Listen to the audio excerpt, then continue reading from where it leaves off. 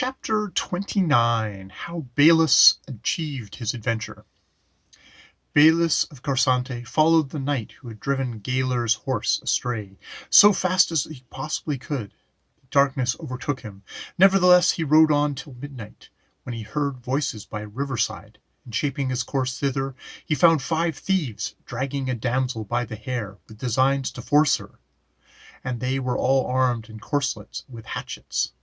Belus, crying out upon their villainy, ran at them, and broke his spear in the body of one, so that he fell down dead.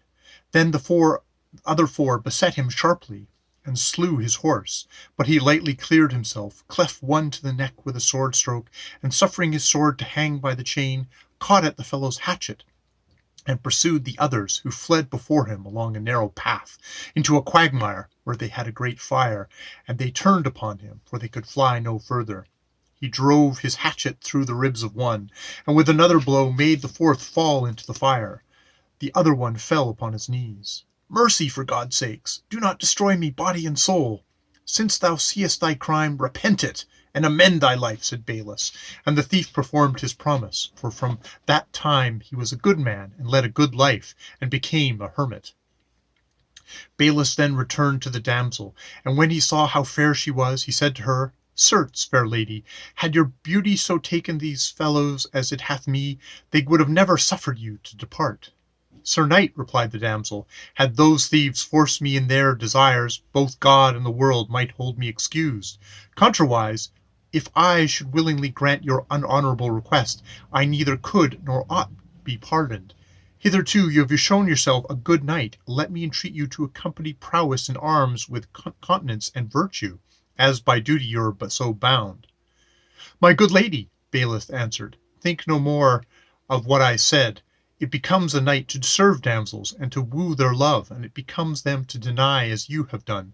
And albeit at first we think it much to attain of them what we desire, yet when wisely and discreetly they resist our inordinate appetites, keeping that without which they are worthy of no praise, they are even of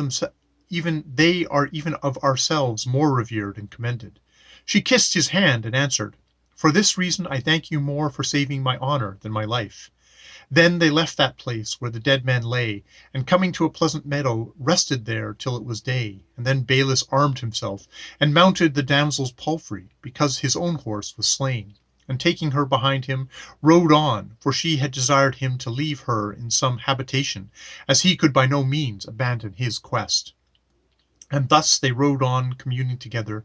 They saw a knight coming towards them, having one leg upon the horse's neck, but drawing nearer, he put a foot in stirrups, and couched his lance against Belus, and threw himself and the damsel from the palfrey. "Mistress," said he then to the damsel, "I am sorry for your fall, but I will take you where amends shall be made. This fellow is not worthy to carry you." By this Belus had risen, and recognized the knight, and making at him shield and sword in hand, he cried, "Don Cavalier, you rode on more than a pace after driving my horse astray. By God's help you shall pay by daylight for your night knavery." "What?" quoth the other. "You are one of those who laughed at me. Now it is my turn." And he drove at him with his spur so fiercely that the shield was pierced. But Belus with one blow cut the spear from his hand. The knight then drew his sword and struck upon the helmet, and the sword went in 2 fingers' depth.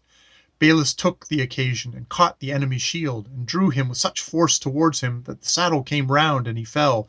And he cut the laces of his helmet, and he buffeted his head with the sword hilt till he stunned him, and taking his sword broke it against the stone. Then he placed the damsel on her palfrey, and mounted the knight's horse, and rode towards the trees at the crossway. That night they were lodged by 2 women of holy life, who gave them such poor cheer as they could, and blessed Sir Belus for ridding the country of the thieves who had long infested it. Thence they proceeded the crossways, where they found Amadis, and had not tarried long before Galer came up. So having conducted the damsel to her father's castle, where they were honourably entreated, they continued their way to Windsor.